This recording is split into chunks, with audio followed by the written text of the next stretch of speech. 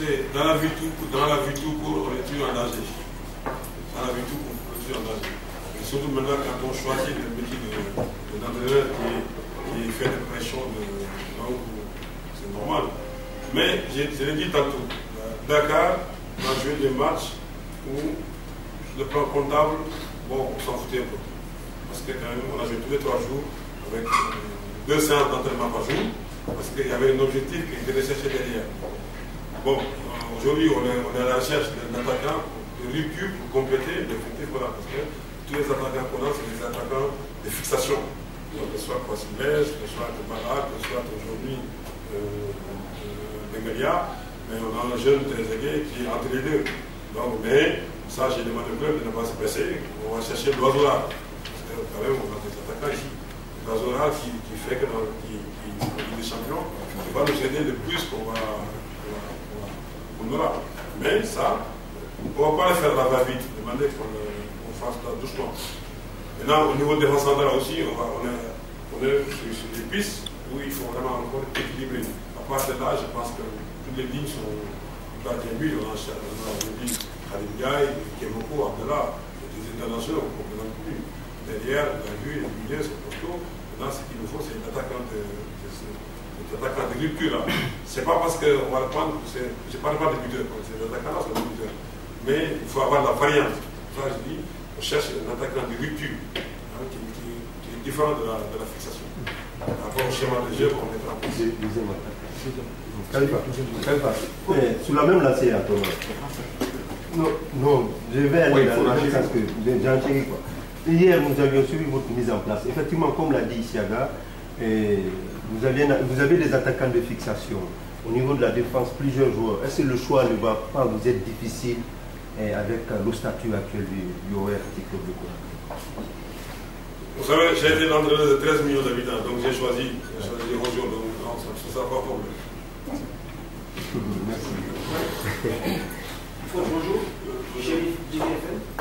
Ma première question porte sur les gardiens. Vous avez deux gardiens internationaux, Kembo Kamara et le Sénégalais qui est aujourd'hui avec le Lorient. Alors dites-nous, comment est-ce que vous allez gérer cette situation-là avec ces deux grands gardiens qui sont joués avec le club? Et ma seconde question, ça porte bien sûr sur vos adversaires. Est-ce qu'aujourd'hui, vous avez une idée de vos adversaires? Parce qu'on sait qu'il va passer le Royal, n'a pas eu le temps, il a eu sur les bases de presse, et conséquence, est-ce qu'aujourd'hui, vous avez eu le temps d'avoir des informations sur votre adversaire? Vous savez, pour votre information, c'est moi qui si je voulais choisir la facilité, donc comme vous ne connaissez pas, c'est moi qui ai demandé à ce que Kemoko soit là. C'est moi qui ai allé chercher Kemoko parce qu'une grande équipe, il se doit d'avoir 2 ou 3 bons gardiens. Après, maintenant, la confiance fait avancer les choses. Le joueur qui n'est pas capable de. C'est ça, c'est un peu le mal un peu du football guinéen. Il faut accepter la confiance. C'est dans la confiance qu'on progresse. Et donc, si je voulais être tranquille, j'avais le gars Khadim et puis les 2 gardiens qui étaient là. Donc, j'ai tenu j'ai réussi à convaincre ma direction pour faire venir Kemoko et que la confiance soit à fond. Parce que vous savez, les gardiens de but, c'est très important. Parce que quand tu vas dans certaines compétitions, il faut avoir des gardiens de dimension qui ont des expériences de ces compétitions-là. Je dis que ce soit Khadim, que ce soit Kemoko, même que ce soit le général Abdallah, parce que Séguélé, on l'a prêté pour qu'il joue un peu. Donc, ces gens-là, la confiance, c'est qu'ils ont. Sinon, c'est à moi de choisir ça d'une manière très pédagogique. Maintenant, pour faire comprendre à tous les joueurs que aujourd'hui, tu ne joues pas, c'est l'autre qui joue. C'est comme ça. Maintenant, c'est le terrain qui décide.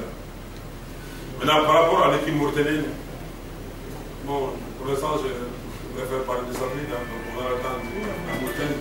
Mais je pense qu'on vous mettra. Aujourd'hui, on a un superviseur, on a quelqu'un qui supervise nous, il ira.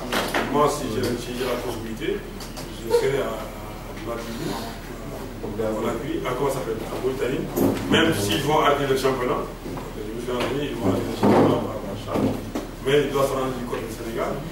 C'est le possible, même s'il va au Sénégal, c'est le possible pour savoir ce qu'il faut.